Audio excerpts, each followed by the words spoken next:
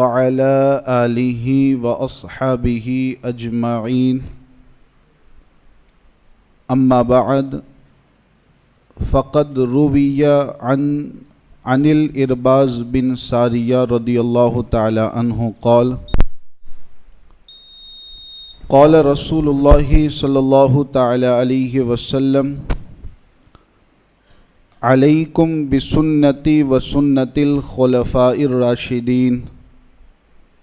صدق رسول الله صلی اللہ تعالی علیہ وسلم پڑھیے الصلاۃ والسلام علیک یا نبی اللہ الصلاۃ والسلام علیک یا نبی اللہ وعلی آلک وعلی آلک واصحابک واصحابک یا شفیعنا یوم الجزا یا شفیعنا یوم الجزا۔ حضرت ارباز بن ساریہ رضی اللہ تعالی عنہ روایت کرتے ہیں، اللہ کے رسول علیہ الصلاۃ والسلام نے ارشاد فرمایا، علیکم بسنتی وسنت الخلفاء الراشدین۔ حضور علیہ الصلاۃ والسلام اپنے امتیوں کو اور اپنے چاہنے والوں کو زندگی گزارنے کے لیے ایک طریقہ اور ایک سلیقہ عطا فرماتے ہوئے کہتے ہیں کہ تمہیں دنیا میں رہ کر کے زندگی گزارنی ہے، دنیا میں رہ کر کے تمہیں شب و روز گزارنے گئے، تو تمہارے لیے کوئی ایسا طریقہ ہونا چاہیے جس طریقے کو دیکھ کر کے تم اپنی زندگی کو گزار سکو۔ تو حضور علیہ الصلاۃ والسلام نے اسی چیز کو بیان کرتے ہوئے ارشاد فرمایا، علیکم بسنتی وسنت الخلفاء الراشدین، کہ تم پر میری سنت کی پیروی کرنا اور میرے خلفائے راشدین کی سنت کی پیروی کرنا لازم اور ضروری ہے۔ یعنی دنیا اور آخرت میں اگر بھلائی اور نجات حاصل کرنی ہے، دنیا اور آخرت میں کامیابی اور کامرانی حاصل کرنی ہے، تو حضور علیہ الصلاۃ والسلام نے طریقہ بتا دیا کہ ایک تو سنت رسول علیہ السلام کو پابندی سے سنت رسول علیہ السلام پر عمل کیا جائے، اور ساتھ میں خلفائے راشدین کی جو سنت ہے، خلفائے راشدین کا جو طریقہ ہے، اسے پابندی کے ساتھ اپنی زندگی کا معمول بنایا جائے۔ جب بندہ اس طور پر اپنی زندگی کو گزارتا گئے تو دنیا میں بھی کامیاب و کامران ہوتا گئے، آخرت میں بھی اسے حقیقی کامیابی نصیب ہوتی ہے۔ اب آئیے سوالات و جوابات کا سلسلہ شروع کرتے ہیں۔ السلام علیکم ورحمۃ اللہ وبرکاتہ۔ وعلیکم السلام ورحمۃ اللہ وبرکاتہ۔ حضور مفتی صاحب کی بارگاہ میں پہلا سوال یہ ہے کہ مکروہ کہتے کسے ہیں؟ مکروہ کا اگر عام زبان میں آپ کو معنی بتاؤں تو مکروہ کا مطلب ہوتا کہ ایسی چیز جو کہ ناپسندیدہ ہے، جس کو پسند نہیں کیا جاتا۔ اب شریعت کی اصطلاح میں جب ہم مکروہ بولیں گے تو شریعت کی اصطلاح میں مکروہ بولنے کا مطلب یہ ہوگا کہ اللہ تبارک و تعالی اور اللہ کے رسول علیہ الصلاۃ والسلام جس چیز کو ناپسند فرماتے گئے اور جس چیز کو وہ ناپسند کرتے گئے، وہی چیز شریعت کے اعتبار سے مکروہ کہلاتی ہے۔ اب نماز میں مکروہ دو طریقے کا ہوا کرتا ہے، ایک تو مکروہ تنزیہی اور ایک مکروہ تحریمی۔ مکروہ تنزیہی بہت ساری ایسی باتیں ہیں، نماز میں اگر وہ باتیں پائی جائیں تو نماز مکروہ تنزیہی ہوا کرتی ہے، جس کا مطلب یہ ہوتا ہے کہ ایسی نماز تو ہو جائے گی، سجدہ سہو کی ضرورت نہیں ہے، ایسی نماز کو دوبارہ پڑھنے کی بھی ضرورت نہیں ہے۔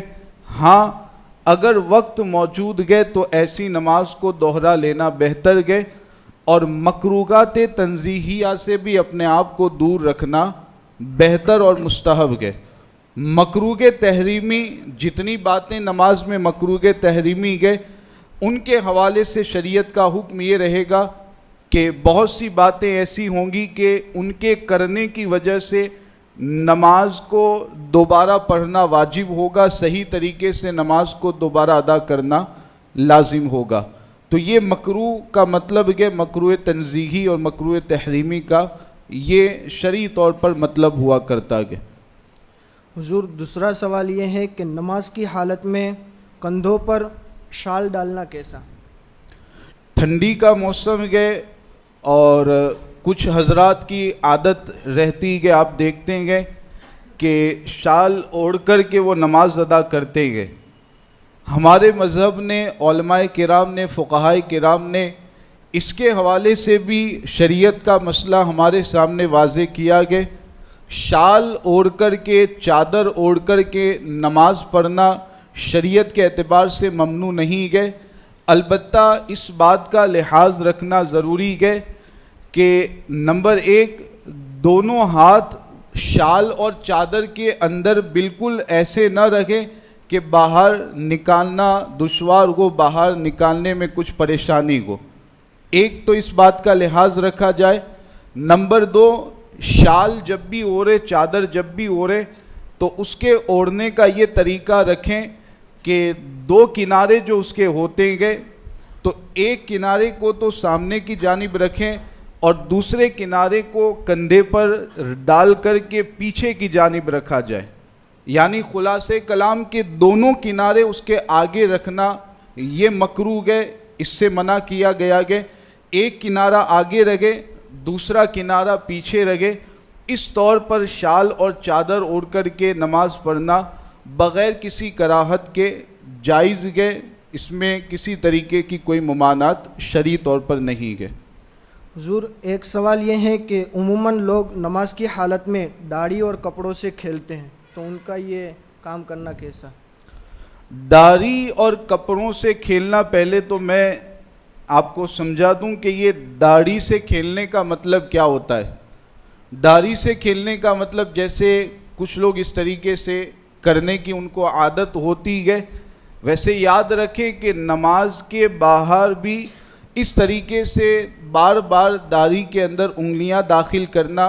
یہ منع ہے، اس سے بچنا چاہیے. نماز کے باہر بھی اس سے بچنا چاہیے. اب نماز کی حالت میں اس طریقے سے اگر کرتے ہیں تو اسی کو کہا جائے گا داڑھی کے ساتھ کھیلنا. کپڑوں کے ساتھ کھیلنے کا مطلب کہ بار بار کرتے کو سیدھا کر رہا ہے، آگے سے پیچھے سے کرتے کو سیدھا کر رہا ہے، شرٹ اور ٹی شرٹ کو سیدھا کر رہا ہے، تو یہ ہوگا کپڑوں کے ساتھ کھیلنا. نماز کی حالت میں داڑھی کے ساتھ کھیلنا یا کپڑوں کے ساتھ کھیلنا یہ سخت منع ہے اور اس کی وجہ سے نماز مکروہ تحریمی بھی ہو سکتی ہے. اگر بار بار یہ عمل پایا جائے تو نماز فاسد بھی ہو سکتی ہے. ایک رکن میں اگر 3 مرتبہ ہاتھ اٹھا دیا جائے تو فساد نماز کا بھی اس میں اندیشہ رہتا ہے. لہٰذا نماز میں جب بھی آپ حاضر ہوں، اللہ تعالیٰ کی بارگاہ میں حاضر گئے یہ ارادہ رکھیں اور مکمل اپنی توجہ اللہ تعالیٰ کی بارگاہ کی طرف رکھیں. اپنے چہرے سے، ہاتھ سے یا کسی بھی طریقے سے کوئی بھی لغو اور بیکار حرکت ہرگز نہ کریں اور مکمل توجہ بارگاہ کے الہی کی طرف رکھیں. حضور ایک سوال یہ ہے کہ کچھ لوگ رکوع اور سجدے میں جاتے وقت اپنے دونوں ہاتھوں سے کپڑوں کو سمیٹتے ہیں، تو ان کا یہ کام کرنا کیسا؟ یہ خاص طور سے جو پینٹ پہننے والے حضرات ہوتے ہیں کہ ان کو یہ عمل کرتے ہوئے دیکھا جاتا ہے کہ جب رکوع سے سجدے میں جاتے ہیں کھڑے ہونے کے بعد تو دونوں ہاتھوں سے پینٹ کا جو پائچہ ہوتا ہے، پینٹ جو ہوتا ہے اس کو اوپر کرتے ہوئے نظر آتے ہیں. بعض پائجامہ پہننے والے حضرات کو بھی یہ عمل کرتے ہوئے دیکھا جاتا ہے، دونوں ہاتھوں سے پائجامہ اوپر کھینچتے ہیں اور اسی حالت میں سجدے میں جاتے ہیں. یاد رکھیں کہ یہ عمل بھی مکروہ تحریمی ہے اور اس کی وجہ سے بھی نماز میں کراہت تحریمی لازم آتی ہے. لہٰذا یہ جو عادت ہوتی ہے پینٹ کو اوپر کھینچنا دونوں ہاتھوں سے یا پائجامے کو اوپر کھینچنا دونوں ہاتھوں سے، اس سے لازمی طور پر بچا جائے۔ اس میں ایک دوسری بات میں یہ بھی شامل کر دوں، بہت سارے حضرات کو اس پر بھی عمل کرتے ہوئے دیکھا جاتا ہے کہ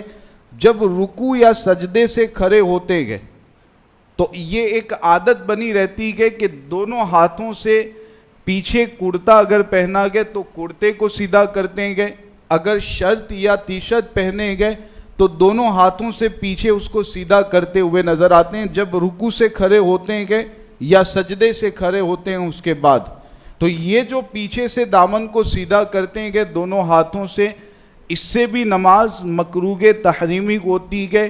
اس عمل سے بھی بچنا لازم اور ضروری ہے۔ تو اس پر بھی خاص توجہ رکھیں، اگر کسی کی عادت گئے تو عادت کو چھڑانے کی کوشش کریں، کامل طریقے پر نماز ادا کرنے کی کوشش کریں۔ ایک سوال یہ ہے کہ کچھ لوگ نماز میں آستین آدھی کلائی سے زیادہ چڑھاتے ہیں اور اپنے پینٹ کے پائچے کو فولڈ کر کے نماز پڑھتے ہیں، تو ان کا یہ کام کرنا کیسا؟ آستین کو آدھی کلائی میں اشارہ کر کے آپ کو سمجھا دوں کہ یہ جو حصہ ہے اس کو شرعی اعتبار سے اردو میں اس کو کلائی کہا جاتا ہے۔ اب شرعی مسئلہ یہ ہے کہ آدھی کلائی سے زیادہ اگر کوئی آستین کو فولڈ کرتا گئے، موڑتا گئے، جیسے یہ آستین ہے میری، اب میں اس کو اس طریقے سے موڑ کر کے آدھی کلائی سے زیادہ کر لیتا ہوں اور اسی حالت میں اگر میں نماز کو شروع کرتا ہوں تو اس صورت میں نماز مکروہ تحریمی ہوگی۔ اگر شروع اسی حالت میں نے کیا گیا تو ایسی نماز کو دوبارہ پڑھنا واجب ہوگا۔ بعض حضرات کو دیکھا جاتا ہے وضو کر رہے گے، اب یہاں امام صاحب نے تکبیر تحریمہ کہہ لی گئے، ایک رکعت ختم ہونے والی ہے، امام صاحب رکوع میں پہنچیں گے تو بعض لوگ جلدی وضو کر کے آتے گے، ابھی اعضائے وضو کو اچھی طریقے سے انہوں نے پہنچا بھی نہیں ہوتا کہ وہ آ کر کے آستین اوپر چڑھی ہوئی کہ نماز ہی میں شامل ہو جاتے ہیں، اور بعد میں رکوع کی حالت میں، سجدے کی حالت میں آستین کو صحیح کرتے ہوئے نظر آتے ہیں۔ یہ بالکل غلط طریقہ ہے۔ آدھی کلائی سے زیادہ اگر آستین چڑھی ہوئی رہے گی تو ایسی صورت میں نماز مکروہ تحریمی ہوگی۔ یہاں ایک اور مسئلے کی وضاحت کرتا چلوں کہ اگر پہلے سے کسی کی آستین اوپر تک بنی ہوئی ہے، ہاف آستین جس کو کہتے ہیں، شرٹ ٹی شرٹ کرتا بھی بعض لوگ اس طرح کا بناتے ہیں کہ پہلے ہی سے اتنی آستین بنی ہوئی ہے، یہ والا حصہ پہلے ہی سے کھلا رہتا ہے، تو یاد رکھیں کہ اگر پہلے ہی سے ہاف آستین بنی ہوئی ہے تو ایسے کرتے یا ایسے شرٹ اور ٹی شرٹ کو پہن کر کے نماز پڑھنے کے بارے میں حکم یہ ہے کہ اگر پوری آستین والا کپڑا موجود ہے، بآسانی پوری آستین والا کپڑا پہن کر کے نماز ادا کر سکتے ہیں، پھر بھی آدھی آستین والا کپڑا پہن کر کے کوئی نماز ادا کرتا ہے تو نماز مکروہ تنزیہی ہوگی۔ نماز مکروہ تنزیہی یعنی بہتر تھا کہ پوری آستین کا کپڑا پہن کر نماز پڑھتا، ثواب اس میں زیادہ ملتا۔ لیکن اگر کوئی مجبوری ہے، پوری آستین کا کپڑا ہی یا تو نہیں ہے، یا مثال کے طور پر کمپنی وغیرہ میں گئے اور ایک ہی کپڑا اس کے پاس ہے، وہ آدھی آستین ہی کا گئے، اب نماز کا وقت ہے، نماز ادھے ادا کرنی ہے، کوئی دوسرا کپڑا موجود نہیں ہے، تو اس حالت میں اگر وہ نماز پڑھے گا تو نماز مکروہ تنزیہی بھی نہیں ہوگی، اسے مکمل ثواب حاصل ہوگا۔ تو پہلے سے اگر آدھی آستین گئے اسی حالت میں کوئی نماز پڑھتا گئے تو اس کا حکم الگ رہتا گئے، اور مکمل آستین گئے اس کو موڑ کر کے کوئی نماز پڑھتا گئے تو اس کا حکم شرعی طور پر الگ رہتا گئے۔ حضور ایک سوال یہ ہے کہ کچھ لوگ جماعت جانے کے خوف سے پیشاب و پاخانہ کی شدید حاجت ہونے کے باوجود وضو کر کے جماعت میں شریک ہو جاتے ہیں، تو یہ ان کا یہ کرنا کیسا ہوگا؟ پیشاب اور پاخانہ کی اگر سخت حاجت ہے، کسی کو پیشاب شدید طریقے پر لگا ہوا ہے، سخت حاجت ہے پاخانہ کی، تو ایسی حالت میں شریعت کا حکم یہ رہتا ہے کہ آپ اپنی پہلے حاجت کو مکمل کر لیں، حاجت سے فارغ ہونے کے بعد نماز میں شامل ہوں۔ یہاں پر اگر کوئی بندہ یہ کرے کہ جماعت پانے کے لیے یا رکعت نہ چھوٹے اس وجہ سے بغیر حاجت سے فارغ ہوئے وہ سیدھا وضو کر کے نماز میں شامل ہو جائے. اگر شدید حاجت گئے، شدید حاجت کا مطلب یہ کہ ذہن بار بار اسی کی طرف جاتا گئے، نماز میں ذہن لگتا ہی نہیں گئے، ایسی سخت حاجت اگر کسی بندے کو گئے، اس طور پر اگر وہ نماز پڑھتا گئے تو یہ بھی نماز مکروہ تحریمی ہوگی. لہٰذا پہلے مکمل طریقے سے فارغ ہو جائیں. اگرچہ آپ کی 1 2 3 رکعت چھوٹتی گئے، آپ چھوٹنے دیں، لیکن فارغ ہونے کے بعد نماز پڑھیں تاکہ مکمل خشوع اور خضوع کے ساتھ نماز ادا کر سکیں. اور دوران نماز اگر حاجت ہو جائے تو کیا حکم ہے؟ نماز کی حالت میں اگر کسی کو ایسی حاجت پیش آ جائے تو اس کے بارے میں شریعت کا حکم یہ رہے گا کہ وہ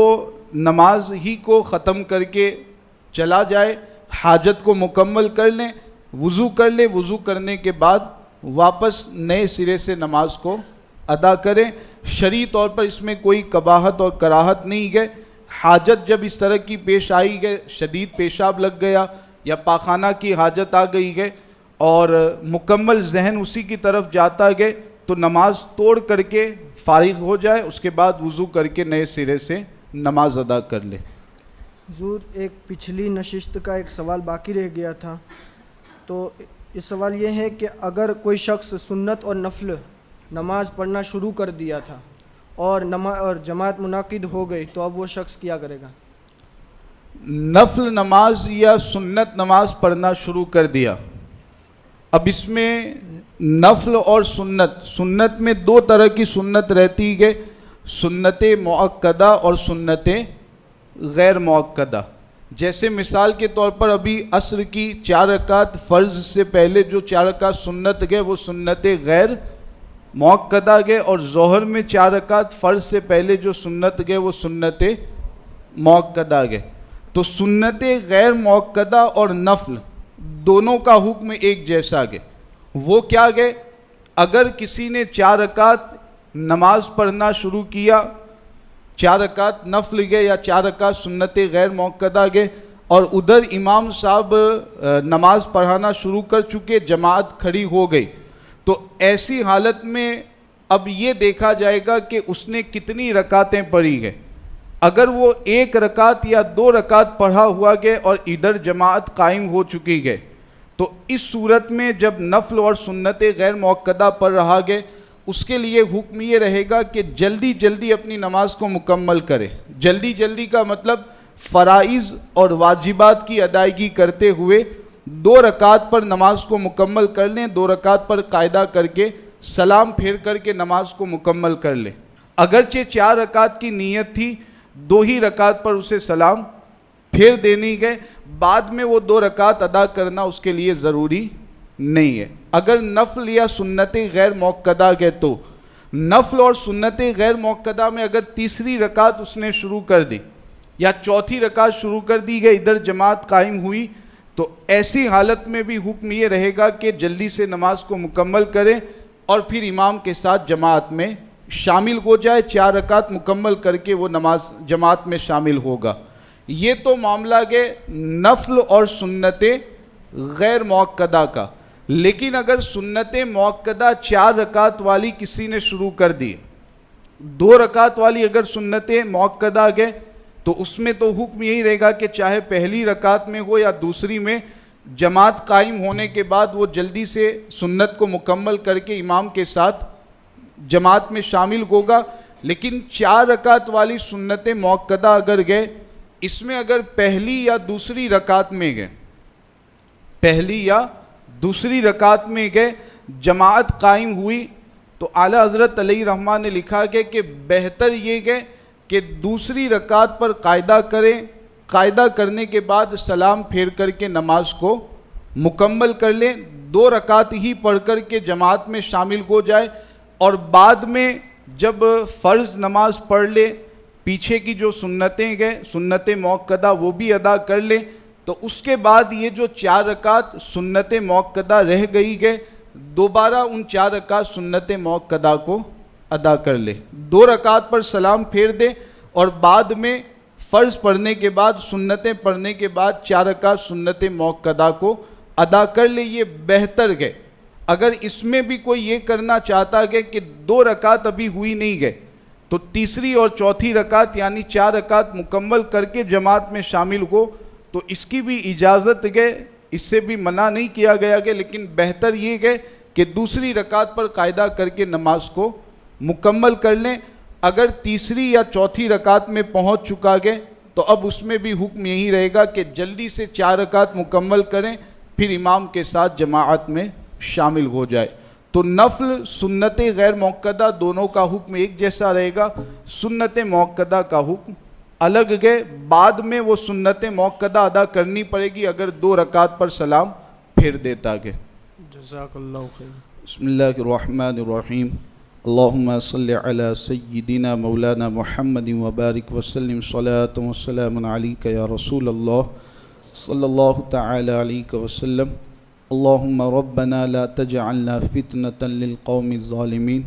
ونجنا برحمتک من القوم الکافرین، وصلی اللہ تعالی علی خیر خلقہ محمد وعلی آلہ